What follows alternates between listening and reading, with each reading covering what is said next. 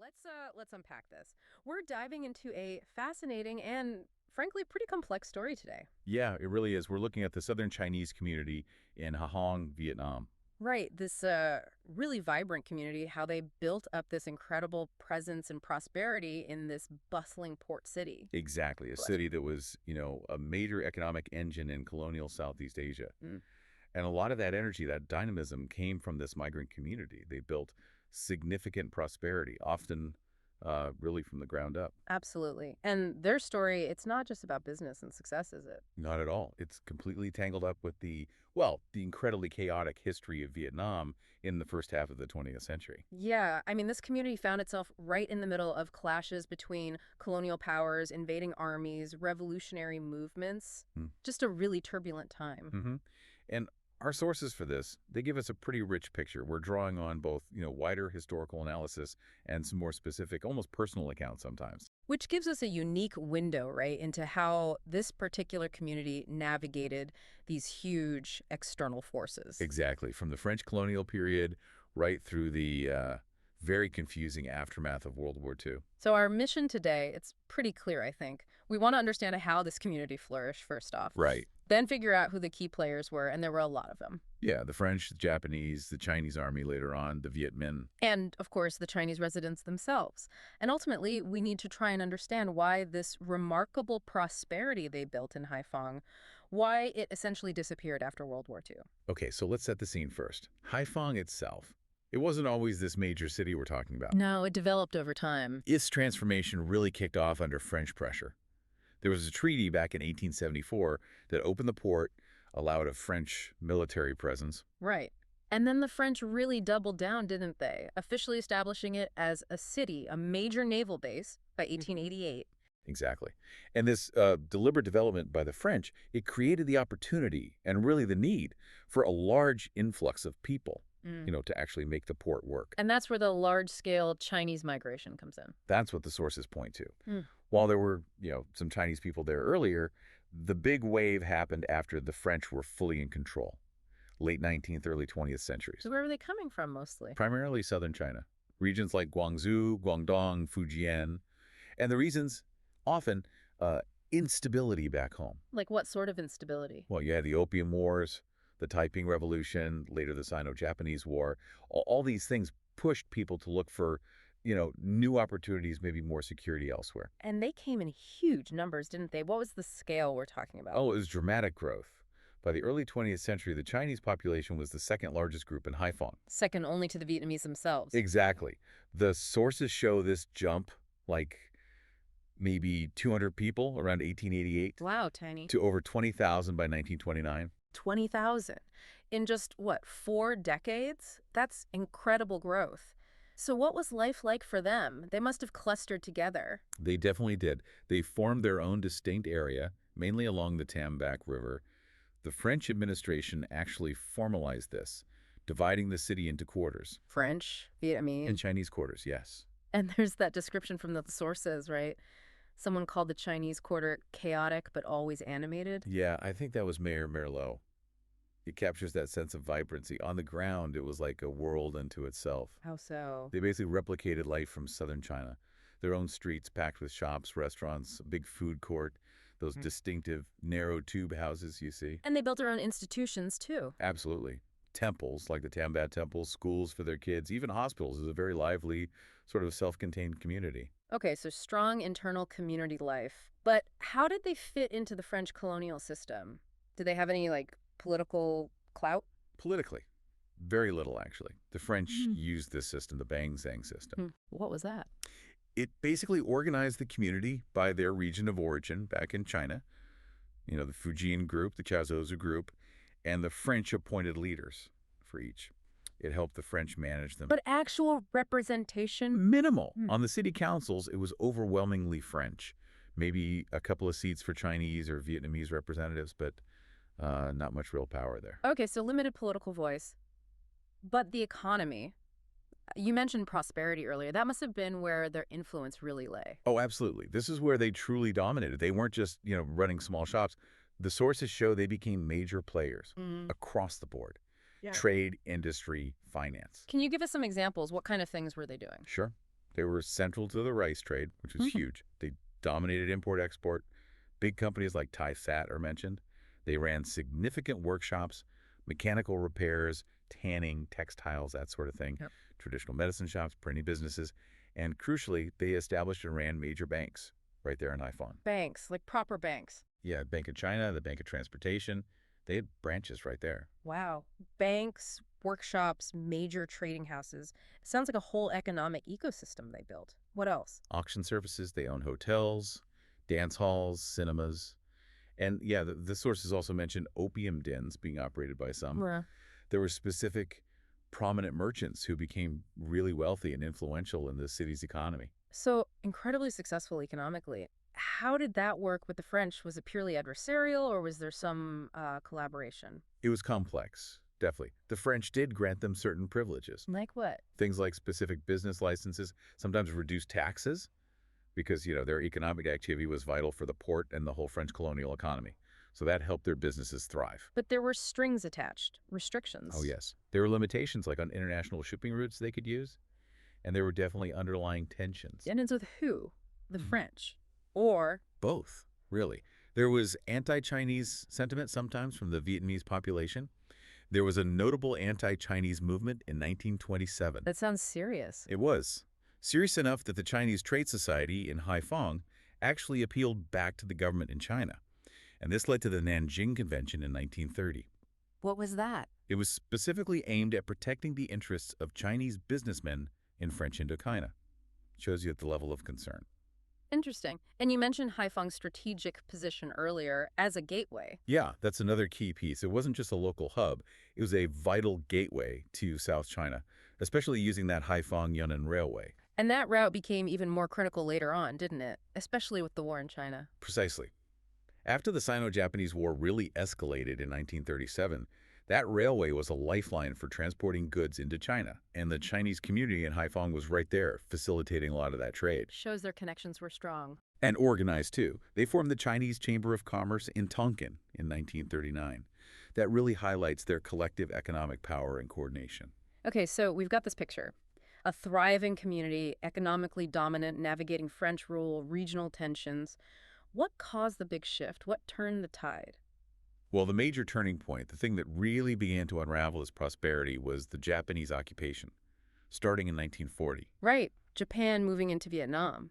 Yes, they invaded and quickly signed agreements with the French Vichy government, which gave them access to key military bases, and Haiphong was a major one. How did that Japanese arrival immediately impact the Chinese community there? It was devastating and immediate. Haiphong was bombed. The occupation itself caused significant damage and casualties, including in the Chinese quarter. People must have fled. They did.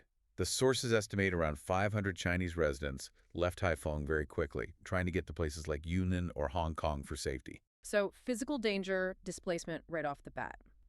But what about the economic dominance they'd built? What did the Japanese occupation mean for that? This is absolutely crucial. The Japanese occupation effectively marked the end of that Chinese economic hegemony in Haiphong. How so? Did the Japanese target them? Yes. They weren't neutral. They specifically went after Chinese businesses, especially any involved in trade with China, confiscated them, and they shut down the Chinese banks operating in northern Indochina. So a deliberate dismantling. Pretty much, yeah. It cut the legs out from under their economic base. And beyond the economy, what was daily life like under the Japanese? Oppressive, definitely. The sources talk about censorship confiscating radios to control information flow and brutality. Any specific examples? There's one account mentioned of a man named Luo Dikian, apparently a basketball player from Haiphong, who was tortured by the Japanese military police, the Kempeitai.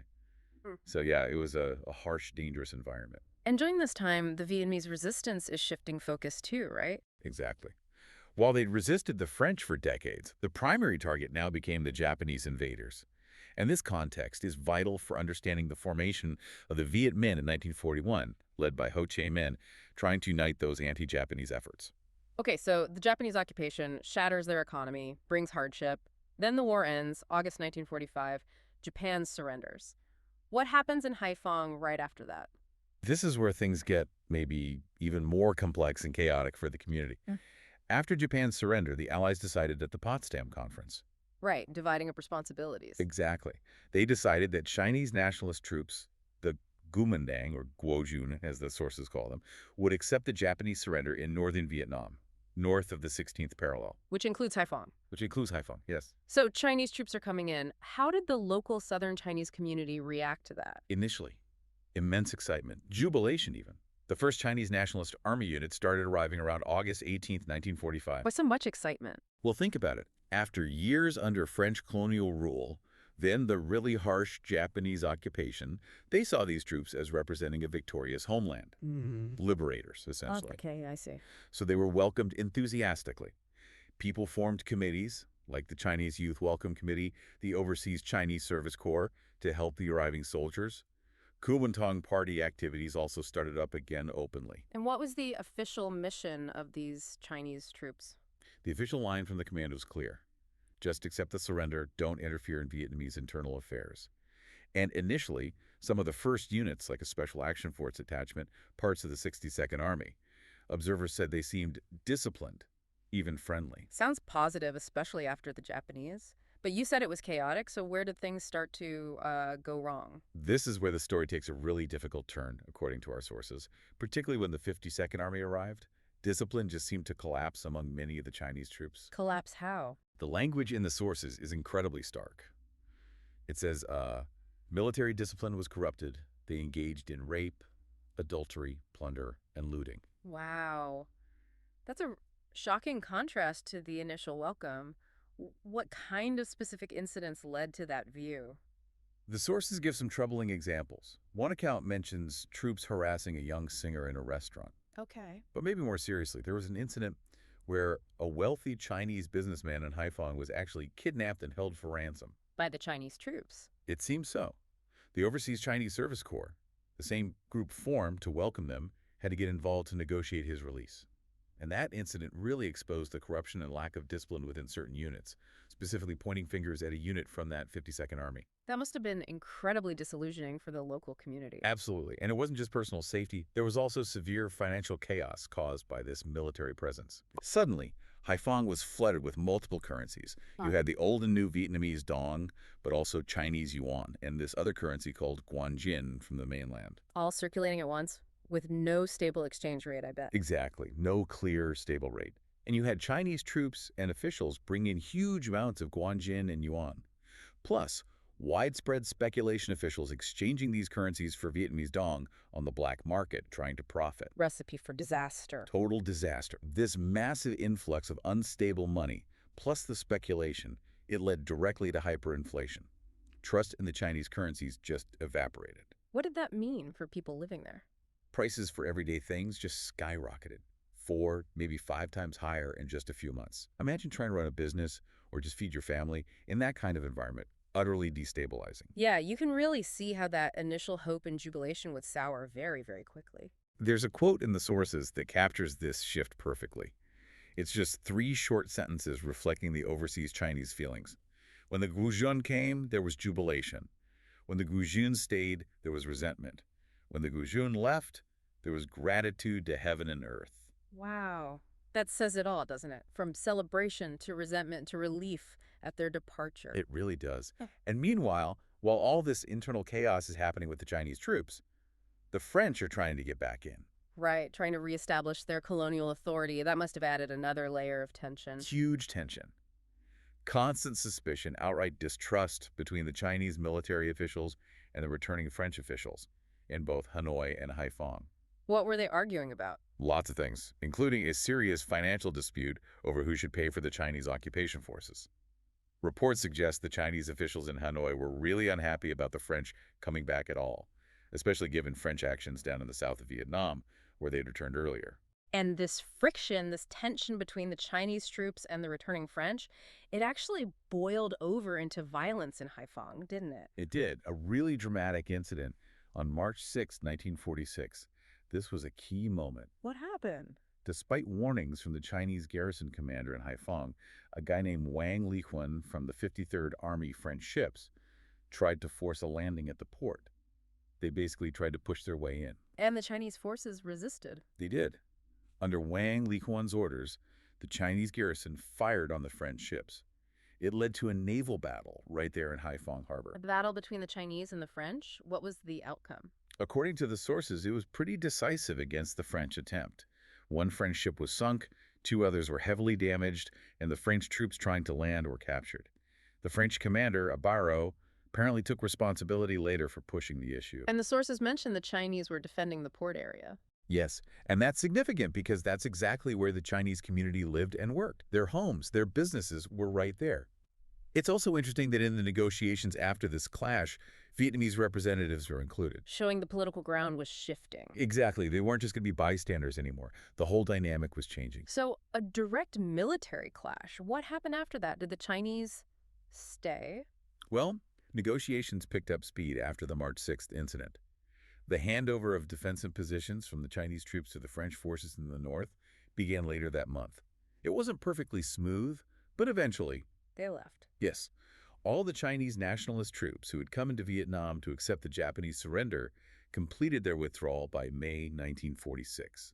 And with their departure and everything that had happened, the Japanese occupation, the post-war chaos, the situation for the southern Chinese community in Haiphong was fundamentally altered. Completely altered, yeah. So, reflecting on all this incredible journey, what does it tell us? I mean, the story of the southern Chinese in Haiphong seems like such a potent example. It really is an example of how a community, successful, economically dynamic, built through migration and sheer hard work, can just find its entire fate profoundly shaped by these huge external political forces, these international conflicts happening way beyond their local control. Their prosperity, which they'd so carefully built up under the French. Was first just smashed, economically dismantled by the violence and disruption of the Japanese occupation. And then the post-war period, which should have brought maybe some relief or stability. Instead, it brought a whole new layer of chaos, intense hardship, and this really bitter disillusionment, even from forces, the Chinese nationalists, that they initially welcomed as, their own people. And the sources are pretty clear, aren't they? That the combination of these prolonged wars, the post-war instability, and then the eventual political changes in Vietnam after 1945, especially the establishment of the communist regime. Yeah, it effectively ended that era of significant economic power and influence that the Chinese community once held in Haiphong. Their hegemony was over. So maybe a final thought for our listeners to consider. How do these massive shifts in global power, the decisions and actions of these big external players, how do they fundamentally redefine everything for local communities, even communities that seemed really established with deep roots and significant economic power? And maybe also, what is that stark gap between the stated intentions like the Chinese troops coming to help and the actual lived experience of chaos and resentment? What does that tell us about the messy, complex realities of power transitions, especially in the real world, with all its unintended consequences? Definitely something to ponder. A really powerful story with layers upon layers.